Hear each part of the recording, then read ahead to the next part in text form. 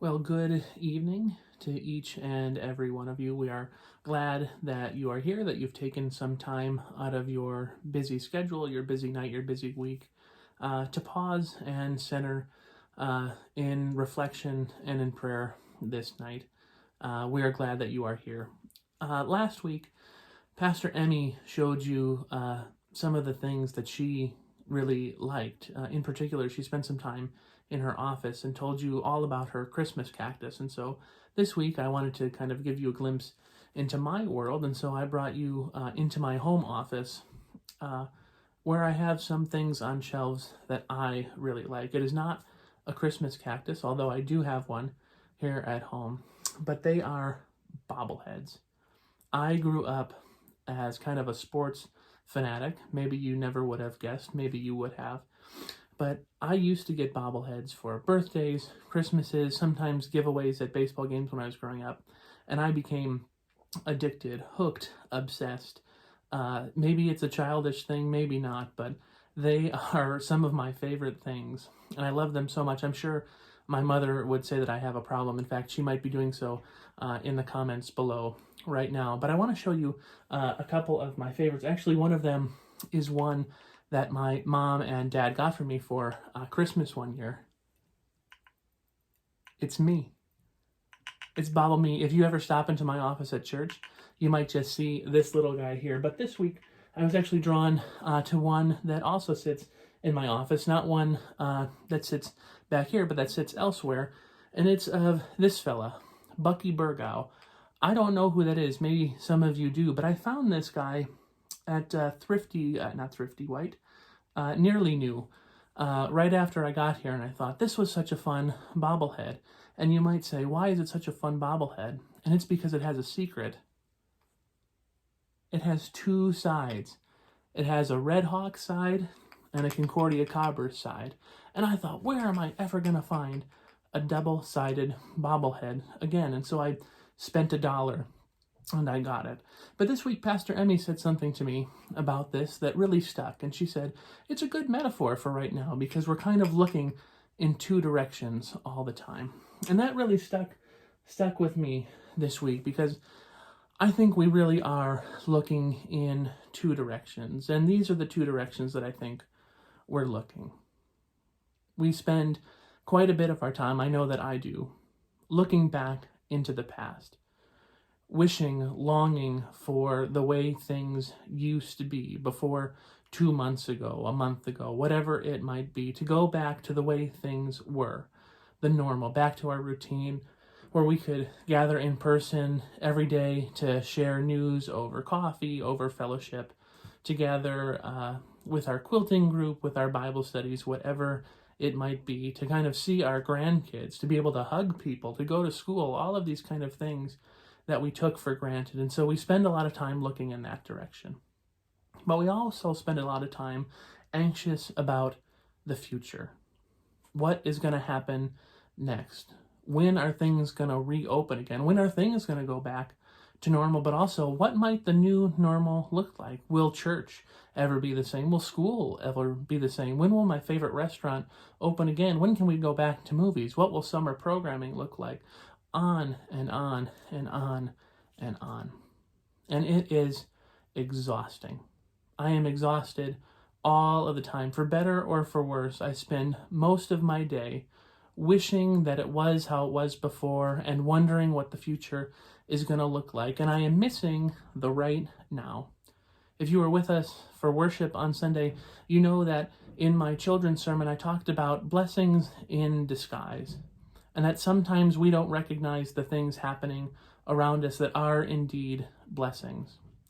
I think that's true sometimes right now. I almost preached to myself on that one. I think maybe that's the point, and I hope that it was the point for many of you, that in these moments, though they are challenging, full of struggle, perhaps anxiety-provoking, that there are indeed blessings all around us. And perhaps we might not be able to notice them, but certainly we can trust that God is with us in these moments. And so I want to share first a little devotion from one of my favorite authors, and that is Dr. Seuss. and this is called Know When to Call It a Night. Tomorrow will come. They'll go back to their chores. They'll start on the road, ziffer zoofing once more. But tonight they've forgotten that their feet are so sore.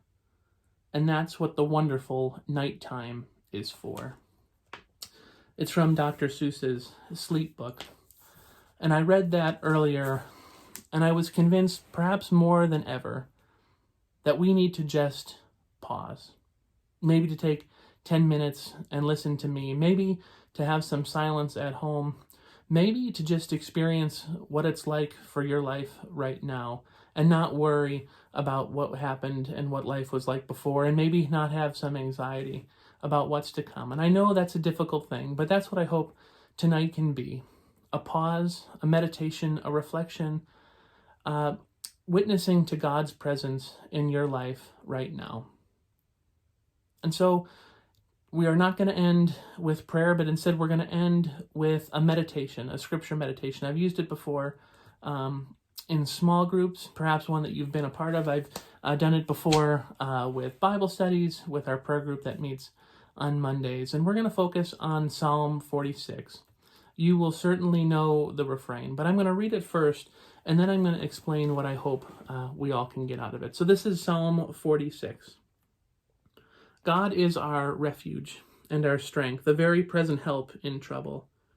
Therefore, we will not fear though the earth should change, though the mountains shake in the heart of the sea, though its waters roar and foam, though the mountains tremble and its seas with tumult. There is a river whose streams make glad the city of God, the holy habitation of the Most High. God is in the midst of the city, it shall not be moved. God will help it when the morning dawns.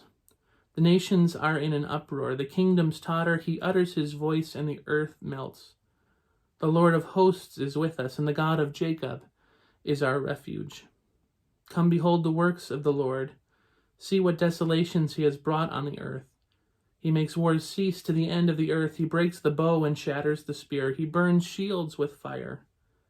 Be still, and know that I am God. I am exalted among the nations. I am exalted in the earth. The Lord of hosts is with us, and the God of Jacob is our refuge.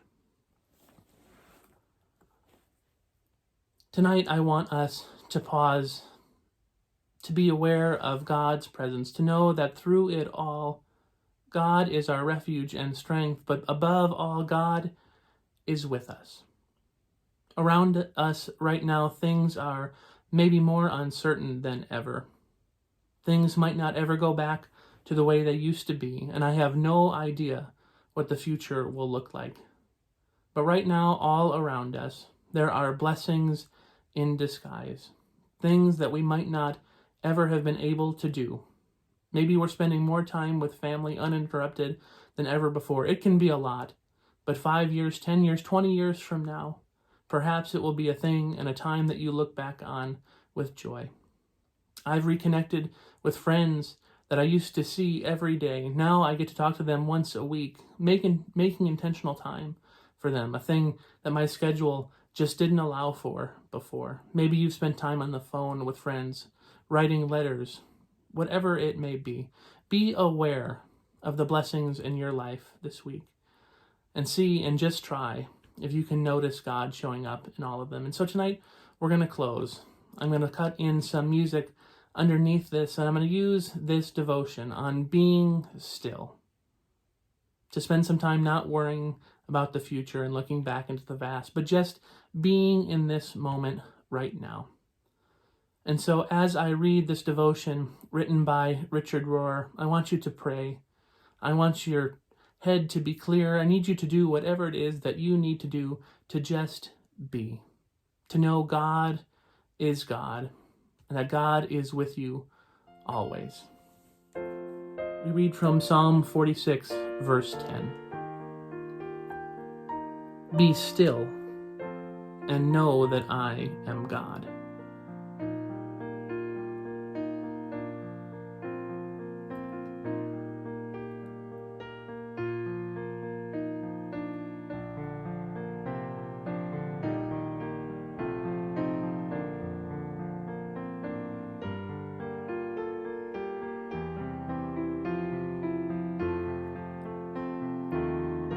Be still and know that I am.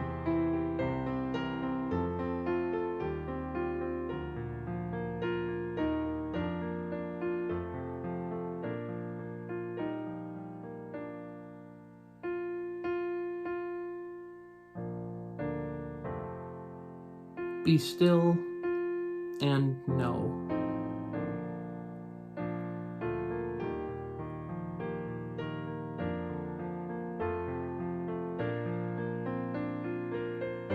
Be still.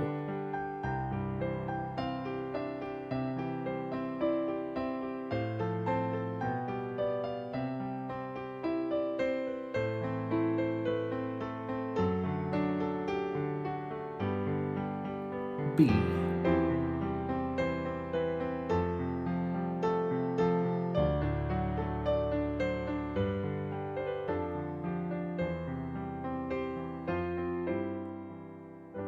Just be good people. We have forgotten that our feet are sore, but that is what the nighttime is for. Thank you for taking this moment with us, with your friends, with your family, or just with yourselves. To be still, to just be, to know God is God, but most importantly that you are not alone through it all. We look forward to worshiping with each and every one of you on Sunday, and we'll be back right here next Wednesday at 6:30 with another devotion. Until then, have a good night and a good week.